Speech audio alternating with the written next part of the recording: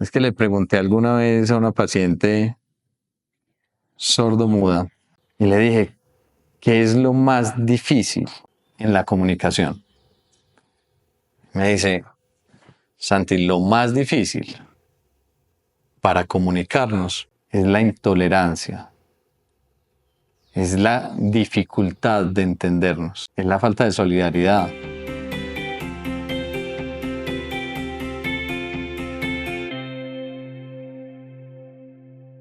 Hola a todos, este video se podría llamar El silencio en las consultas. No es tan frecuente, pero me llama mucho la atención. No es tan frecuente lo que voy a explicar. No es tan frecuente que uno en la consulta tenga problemas de comunicación con alguien. Pero puede pasar. Les voy a explicar. Existen algunos pacientes que por su edad no pueden comunicarse adecuadamente. O tienen una hipoacusia, o por un accidente cerebrovascular, o no escuchan o no hablan bien. Pero existen también algunos pacientes que nunca han oído o nunca han hablado, reconocidos como sordomudos. Y esos pacientes también, los unos y los otros, también sufren depresión, sufren ansiedad, sufren bipolaridad, sufren exaltación del ánimo, sufren adicciones. También sufren. Y la dificultad radica en que la herramienta para la medicina es hablar. La herramienta para identificar la depresión, no existe un examen, espero que en un futuro sí, porque ya han ido avanzando en eso, que uno pueda mandar una tomografía funcional, una resonancia funcional y detectar una depresión sin necesidad de hablar. Fantástico. No habría discusión, porque los pacientes muchas veces cuando entran en el consultorio piensan que uno está haciendo un juicio moral y no un juicio médico. Me dicen, usted no me conoce, me lleva conociendo una hora para decirme que estoy depresivo, que soy ansioso, que estoy irritable. Entonces, cuando la herramienta no está, que es el hablar y el escuchar, ¿hacia dónde va la consulta psiquiátrica? Y se vuelve un reto. A mí me parecería muy bonito que en los colegios nos enseñaran lenguajes de señas. Por ejemplo, para tener la capacidad de interactuar con estas personas, para entender su día a día. Yo quisiera, en alguna película, en The Matrix, que es esta película futurista de hace muchos años, para mí trajo como unos nuevos conceptos del cine. Llevaron al protagonista a un interrogatorio y ahí le tapaban la boca como rediseñando la realidad. Y no podía abrirla, de hecho dejó de existir la boca. A mí me parecería muy bonito que en los colegios por 2 minutos, 5 minutos, no pudiéramos hablar y tuviéramos que interactuar a través de las señas. O no pudiéramos oír y tuviéramos que interactuar a través de las señas. O no pudiéramos ver y tuviéramos que interactuar a través de otros sentidos. El tacto, de la escucha, Y eso nos daría un poquito de más empatía frente a los pacientes que no pueden hablar, que no pueden oír. Esos pacientes, además de poder sentir una depresión o una ansiedad muy compleja, se sienten aislados, se sienten solos, se sienten no entendidos. Sienten que a veces la comunicación es un bloque tan pesado que no lo pueden cargar y a veces prefieren estar solos. O a veces lo que entienden en la comunicación se vuelve referencial hacia ellos. Sienten como si estuvieran hablando de ellos, como si no los quisieran tomar en cuenta. Hablan rápido, no modulan los labios para que yo no reconozca lo que están diciendo. Entonces imagínense este escenario: una persona depresiva, una persona aislada en la comunicación y una persona referencial frente a los estímulos que alcanza a reconocer y que pueden construir un pensamiento donde no solo estoy triste, sino que además están en contra mía. Afortunadamente, la experiencia la suerte, Dios me ha traído pacientes con estas características al consultorio. Y yo me tengo que acercar a ellos a través de algunas ayudas porque no conozco ese lenguaje de señas. Y aparece la inteligencia artificial y veo un futuro muy prometedor en esto. Y cuando pregunto por qué cambiaron de psiquiatra, por qué no fueron al psicólogo, me dicen, no, Santi, es que cuando quise proponerle hablar a través de una herramienta de la inteligencia artificial, ellos se molestaron y desconectaron el internet para yo poder acceder a esa herramienta. Eso estamos hablando desde la perspectiva del sordomudo. Desde la perspectiva del adulto mayor con hipoacusia, me dicen, es que mis familiares o mi médico no me habla si no tengo el audífono puesto, porque se tiene que esforzar mucho para entender lo que yo le estoy tratando de decir, pero que no logro entender porque no tengo la herramienta o porque sencillamente no me puedo comunicar en la velocidad que usualmente lo hace un ser humano en condiciones de normalidad.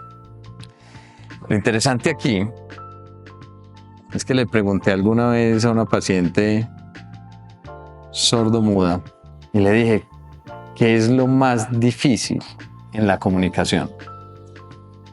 Me dice, Santi, lo más difícil para comunicarnos es la intolerancia, es la dificultad de entendernos, es la falta de solidaridad y la falta, ella lo resumía en 2 palabras, falta de paciencia y falta de interés en aprender a comunicarse con una persona que tiene estas dificultades.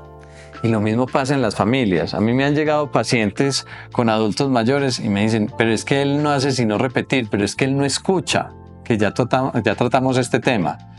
Y yo digo, los hijos se van volviendo mayores y se vuelven cada vez más intolerantes. Entonces son hijos casi que en la tercera edad, con padres en la tercera edad, mayores, adultos mayores con dificultades, con ansiedades, y se vuelve esto un problema gravísimo de comunicación. Pero quien lleva el bulto es el que está más viejo y el que menos se puede comunicar. Entonces estos pacientes entran en un tema de aislamiento y depresión que se vuelve muy complejo, tan cotidiano.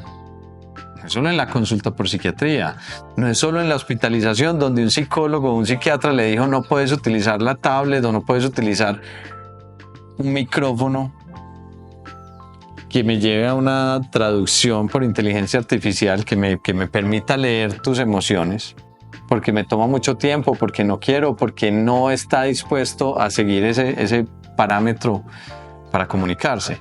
Pero pasa también en las familias que dicen, no, pero es que yo ya me cansé de repetirle a mi papá y repetirle a mi mamá, yo ya no tolero esto.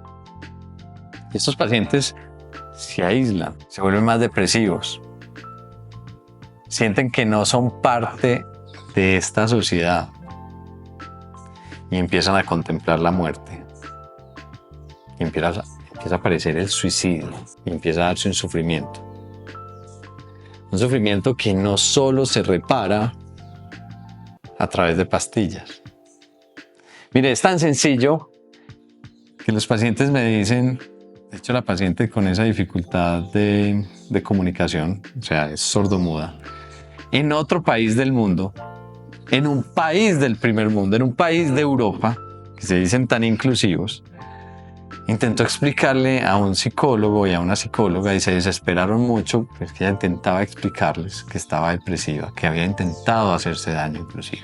Después de algunos minutos, tal vez una hora, no sé, lo único que le entregan es una tarjeta con un número telefónico para comunicarse si necesita ayuda. Esa persona no puede hablar por teléfono y no va a escuchar cuando le conteste. Esta misma persona me decía, Santiago, cuando voy a un banco y se desesperan conmigo porque no vi el botón que anunciaba su número y como me llamaron y no y perdí mi turno, entonces el banco le dice tiene que volver a empezar la fila desde cero. Cuando va a poner una queja en su EPS, que puede ser cualquiera, pero muchas veces, y la de ella es del Estado, que se llama tan inclusivo, cuando ella va a poner una queja o va a pedir una cita, solo le ofrecen alternativas como líneas telefónicas. El rechazo se hace cotidiano y por eso la importancia de ampliar ese escenario en los colegios, de invitar a los bancos a tener una sede para este tipo de población en las principales ciudades. Los problemas de comunicación no los tienen ellos, los tenemos nosotros con ellos. Somos nosotros los que tenemos que ampliar nuestro panorama para entender o qué pasa cuando nosotros queremos ir a Estados Unidos o a Italia o a algún lugar con otro idioma. Uno hace el esfuerzo por aprender. Pero ella catalogaba esa desidia en la comunicación como un factor determinante en su falta de recuperación.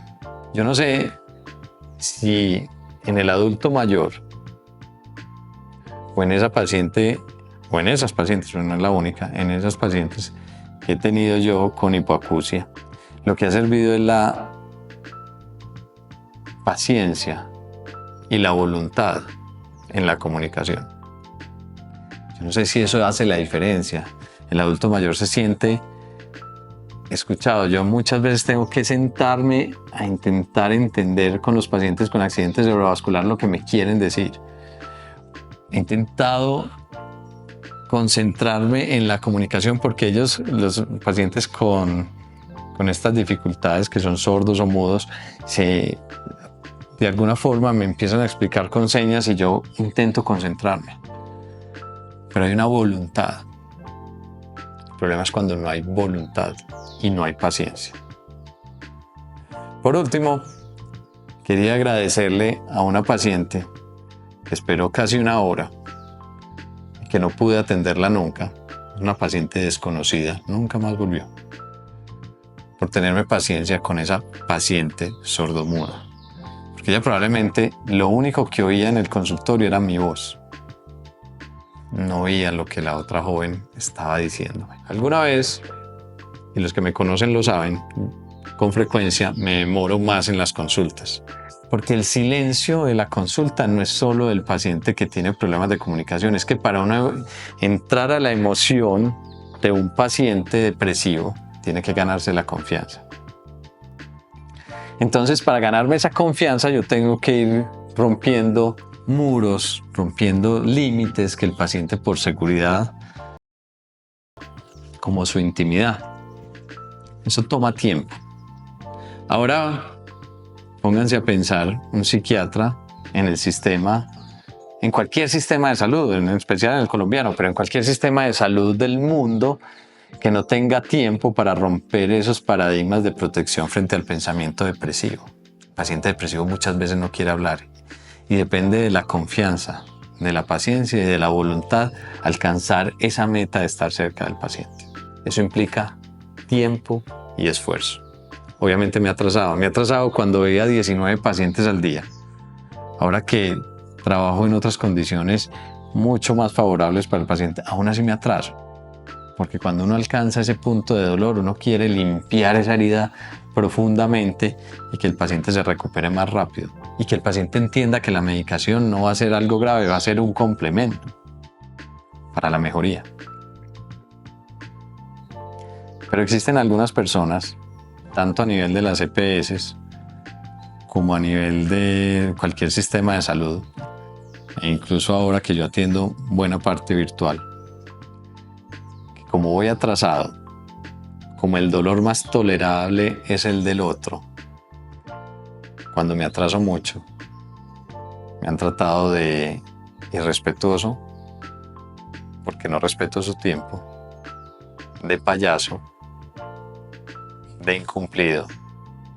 Era como si yo estuviera divirtiéndome con el otro paciente. A veces sí sonrío, a veces busco sacarles una sonrisa a esos pacientes, pero lo que uno está salvando ahí muchas veces es una vida que necesita atención. La gente tiende a malinterpretar el tiempo del médico. Los médicos nos tomamos a veces y por lo general mucho tiempo en atención a los pacientes. Yo decía, esta persona que me está insultando, y finalmente le dije, yo no entré en discusión, le dije, no, usted definitivamente no es un paciente para mí, tranquilo, vaya, busque otro profesional que lo pueda atender. pero lo que yo estaba sacrificando, para él era su tiempo. Yo estoy sacrificando muchas veces mi almuerzo, mi alimento, mi hidratación, mi familia, por estar pendiente de algunas personas con problemas de comunicación, o por la depresión, o por un problema físico general que impide su adecuada comunicación. Así que no es solo el silencio del paciente el que importa. Cuando uno recibe un insulto de un paciente y que uno se queda callado, es el silencio del médico también el que importa. Jóvenes, me alegra mucho tenerlos por aquí. Los invito a que se suscriban al canal de YouTube, que podamos tratar algunos temas y sacar la psiquiatría del closet, que entiendan la perspectiva desde muchos puntos de vista. Y si ustedes tienen para ampliar mi perspectiva en la enfermedad del ánimo, del comportamiento, la enfermedad cerebral, pues los invito. Y además los invito a que me sigan en las redes sociales, en Facebook, en Instagram, en TikTok, como Dr. Santiago Duque, Dr. Santiago Duque. Un abrazo para todos y espero que les haya gustado este video y espero sus comentarios. Chao, chao.